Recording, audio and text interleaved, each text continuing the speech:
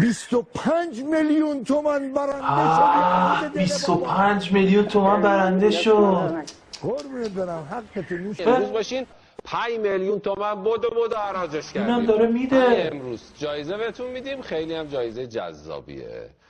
اگر که یک عدد شارژ 1000 تومانی بگیرید 2 تا شانس 1000 تومن چیه رامبو جون؟ من 30 تا شارژ 1000 تومانی میریزم.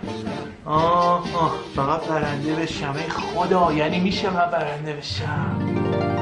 میدونی برنده چی شدی؟ چی؟ 100 میلیون تومان تو بردی عزیزم. همه داریم بعد دست میزنیم. ناموسه؟ آره واقعا.